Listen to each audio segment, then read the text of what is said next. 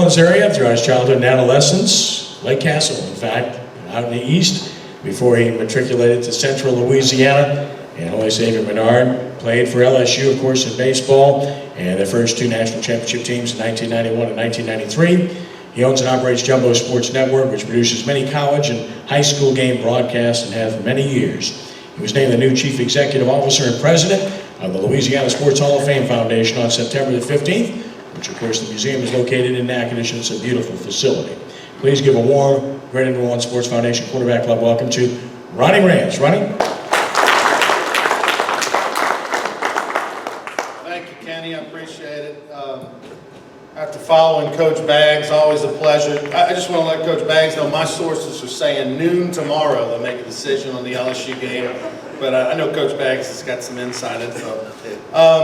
78 years that Quarterback Club's been doing this lunch. It's the first time I've ever spoke. I don't know if I should be insulted because Tommy Chrysan's done a number of times here, but TK's done at least a dozen speeches over the years, but I appreciate Kenny for letting me talk today. Before we talk some LSU, I do want to talk about my new job, which I'm super excited about. The Louisiana Sports Hall of Fame is located up in Natchitoches. If you haven't been, you need to do so. 2015, USA Today voted best small town in America. And I actually got a chance to spend some time there. You know, Northwestern State is located in Natchitoches. I'd spent 5 years of my life between 8th grade and senior year in high school up in Alexandria, which is only 45 minutes away. And so I've done the Christmas lights and festivals and some Northwestern State games over the years. It's a great place. And the city of Natchitoches benefited after Katrina when the federal government and the state decided we're not sure what's going to happen with New Orleans. Is it going to come back after the storm? So they benefited with about a tune of a $23 million museum up in Natchitoches that won all kind of architectural awards. It's unbelievable. The good and the bad. The good is that it did win a bunch of awards. It's amazing. No two stones are the same. Architect was a genius. The bad is that it's a good museum, but we've got to make it great because they overspent on the outside, kind of underspent on the inside a little bit. It is fabulous, but we've got over 411 inductees now going in after the 2017 class, which will be inducted in the last weekend in June. So every year, the last weekend in June is the induction weekend. It takes place in Natchitoches, golf tournament, festivities, fireworks, all that sort of thing. 800-person banquet, which is televised by CST.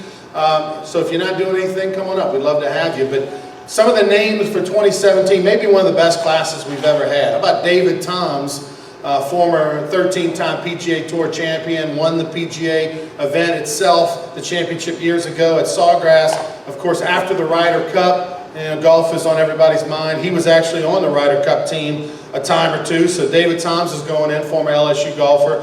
Ed Reed, Destrehan High product, 8-time Pro Bowl winner, Super Bowl champion. Ed Reed, class act, he's going in. 9-time Pro Bowler, by the way, I don't want to cheat him. Juan Pierre, I'm a baseball guy, for you baseball guys. Went to Alexandria Senior High.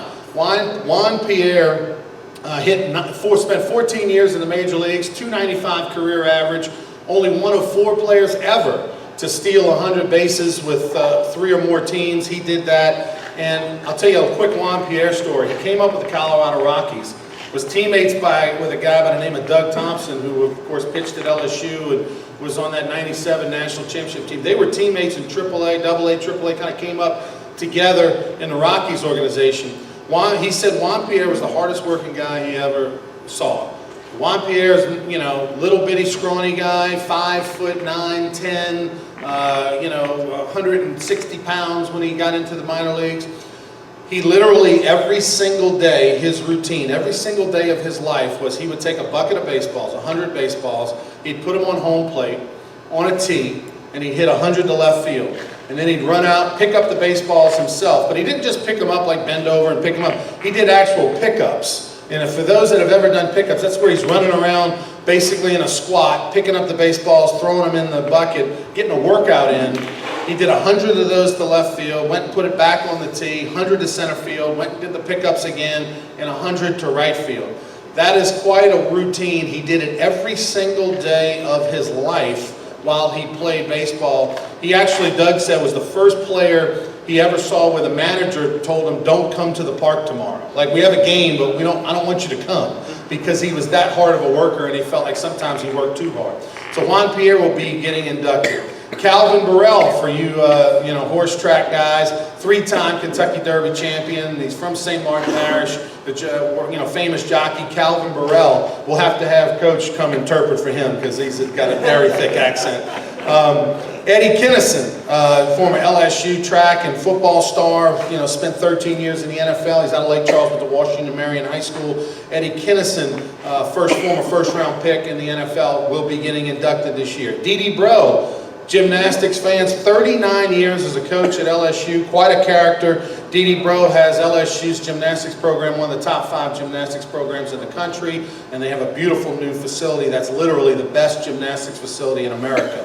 A couple of posthumously inducted winners. Raymond Didier, he died unfortunately at 58 years old back in 1978, but Raymond Didier, the Didier name is legendary in the sports lexicon in Louisiana. Ray Didier himself coached at LSU, Nichols, UL Lafayette, was a great athlete himself, but not only did he just coach baseball, he coached football, track, other things as well. The baseball stadium at Nichols State is named after Raymond Didier. He will be getting inducted. And then for you Southeastern Lions fans, C.A. Core, a legendary basketball player in the late 60s. How about this? 50 years later, still holds the record in scoring and rebounding in a career in many individual single season records as well. So much like Pistol Pete still holds a lot of records at LSU 50 years later, so does C.A. Core, who passed away at the age of 41. So they will be getting inducted along with a couple of journalists and the Dixon Award winner as well, which will be named at a later date. So we hope you can make that in the latter part of June, the last weekend in June. You'll be getting a lot more information on that as we go forward.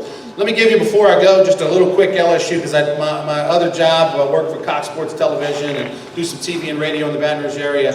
And I know Coach Baggs said there's been some subtle changes at LSU. Might be a little bit of an understatement. There's been some major changes at LSU. New offensive coordinator, new head coach, whole new vibe and feel around the program. Practices are quicker. There's a few guys, one by the name of Gage, who was a wide receiver. Nobody knew he was on the team. Got a chance to play a lot this past weekend. So there's some fresh opportunity for players with some new coaches and new perspective. But the one big change is, Coach O at the press conferences after the game with under Les Miles, normally in the back of the room there was Les Miles' wife and might be his daughter, maybe a relative or somebody came in from out of town. But it was a pretty small group and normally very subdued. Les's wife was a former coach herself in basketball, so she knew how to act, if you will, in a press conference. This time around, the entire South Lafourche was in the house for after the press conference in the back of the room, and there was cheering after comments and the whole 9 yards. It was definite that the Ogerons and all the friends and family were super excited, as they should be, about Ed being the head coach, and they let you know about it. Well, again, we'll find out about noon tomorrow if the game's going to stay in Gainesville or not. Worst, at minimum, there's going to be some serious winds, probably a hurricane warning in Gainesville, so who knows what's going to happen there. One last thing. My former coach, Skip Bertman, was in the news last week. I don't know if some of you watch social media or ESPN.com. Skip did a little local interview on ESPN Radio in Baton Rouge, and I think Skip, at 78 years old and not very social media savvy, didn't quite realize that some of that stuff was going to get picked up and spread all over the country.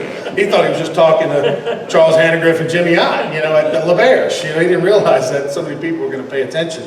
So I've had a lot of people ask me about Skip, and of course, I don't think he really cares that it was picked up all around the country at his age, and they just fired his guy, Les Miles, that he hired. I think he's going to let it fly and let it fall wherever it may. But I'll give you one quick Skip story. I came to LSU in the fall of 1990 and quickly picked up a nickname which has stuck with me ever since, and I even named a company after it. In the fall of 1990, just so you know, when you get to LSU, any sport, you fill out a little questionnaire. It says height, weight, what size pants you wear, what size shirt you wear, what number you'd like, first, second, third choice, all that. And you submit that to the coaches. They give it to the equipment managers, and when you show up the first day, they put all your stuff in your locker. Well, I show up, and the equipment manager doesn't have my pants, my practice pants in the locker. So I go over to the equipment manager's office, and I ask him what's going on. He says, hey, we got a little issue. I got to talk to Coach Bertman about it. I'll get back with you. Sure enough, a little while later, it brings me the pants. So I don't think anything of it. I put it on. I go out to practice. Well, what I found out was the equipment manager had gone into Coach Bourbon's office, and he said, "Coach, we got a problem." And Skip's probably smoking a cigar or something with Diet Coke, and he was like, "What is it?" And he says, "We've only got one pair of gray practice pants, size 40. And we got this new guy, Rantz, who wears a size 40 practice pants." He said, what's the problem? He says, "Well, they're your pants, Coach. You know, what are we going to do? We got one pair, you wear size 40 pants, we got this new guy, what are we going to do?" And Skip takes a puff and says, we need more jumbo size pants. Let's see, what are we going to do? Why don't you give them my pants, and then we'll order some sweats. We'll order some pants. I'll wear some sweats in the meantime. We need more jumbo size pants. So that was it. They give me the pants. I'm out there stretching day one. Coach Bertman's going around trying to meet the 13 new guys. That's why we had names on the back of our jerseys, so he would know who we were. And he comes up to us and he says, he's trying to, in baseball, they give everybody nicknames. And so I'm stretching and he bends and he says, "Hey, jumbo pants, how's everything working out? Good? You feel good? Stretch? Good? Everything good? You feel good? Good day? All right, jumbo. And that was it. So I was jumbo from that point on. So whenever he needed me, he'd yell, "Hey, new guy, jumbo, come here." And needless to say, that stuck with me. I was Ronnie Jumbo Rantz from that point on. And in the late 1998, formed a Jumbo Sports Network. We've been televising sports for 20 years. Yes, sir. Hey, do you have any stories about DJ? You know, he just won the title. What's going to be on his next contract and all? Yeah, DJ LeMahieu, former LSU, was on the 2009 National Championship team, spent 2 years in Baton Rouge, 08-09. He's from Michigan. Of course, just won the batting title in the major leagues. Controversially a little bit, sat out for the last 5 days. Sat on his 348 average, but I don't necessarily blame him because the guy in second place was hurt and wasn't going to play either. So we're thrilled, and of course LSU brought a billboard in Denver congratulating him actually on the highway. They have a big LSU billboard congratulating him.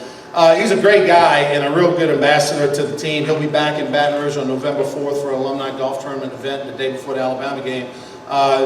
He's the face of that Colorado Rockies franchise, really, between the Gold Gloves and now the batting title. So, I mean, I'm not quite sure where he's at with his contract, but he'll get a bunch of money, just like Brad Hawk did, who played at LSU a few years ago. Joey Bell ever win a title? I don't think Joey Bell at LSU changed his name to Albert Bell. I don't know that he ever won a batting title.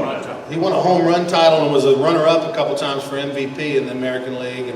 But I don't think he did. Yes, sir.